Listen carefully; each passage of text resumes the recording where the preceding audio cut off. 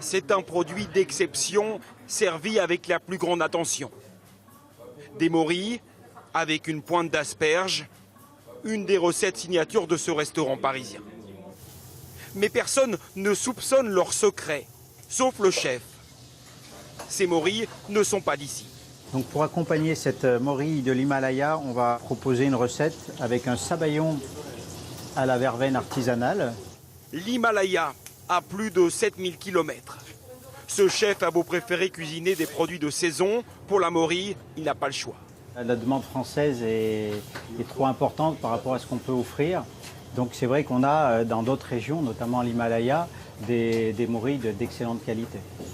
Mais la distance fait monter la note. Pour ce plat, comptez 30 €. Ces morilles poussent ici, sur ces montagnes boisées du nord de l'Inde, l'Himalaya en arrière-plan. Presque chaque jour, Pawan Dev et ses amis se lancent à l'assaut du dénivelé. Ils cherchent les morilles qui ne poussent qu'à l'état sauvage et en altitude. La cueillette est une vaste chasse au trésor. Vous devez utiliser avant tout un bâton parce que parfois des serpents se cachent dans les herbes. On trouve les champignons là où il y a de l'eau, surtout dans le sable mouillé. Les cueilleurs savent très bien où chercher les morilles. Là, il y en a une. Elles apparaissent au printemps aux premières pluies, après la fonte des neiges. Elles ne sont pas grosses parce qu'il n'a pas beaucoup plu encore. Parfois j'en trouve une cinquantaine, parfois moins. Et certains jours, on ne trouve pas plus de 4 champignons. Parmi ces cueilleurs, personne ne compte cuisiner les morilles. Elles ne font pas partie de la gastronomie locale.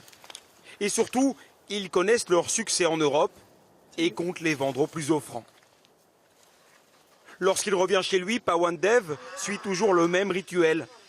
Coudre les morilles ensemble en faisant très attention à ne pas les abîmer. Pour lui et sa famille, elles constituent un revenu indispensable.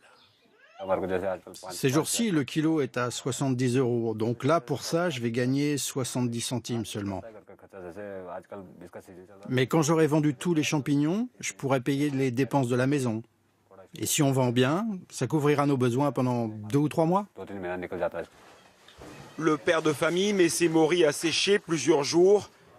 Déshydratées, elles seront plus faciles à transporter et prêtes à la vente. Ensuite, les champignons vont passer de main en main. Un premier intermédiaire visite les maisons du village. Bonjour, vous avez des morilles? Pour récupérer les morilles récoltées par chacun. Tout est négocié au gramme près. Regardez, ça fait 155 grammes. Puis l'agent descend dans la vallée pour retrouver son contact en ville. Ici, la qualité des morilles est inspectée avec soin. Là, les morilles sont petites.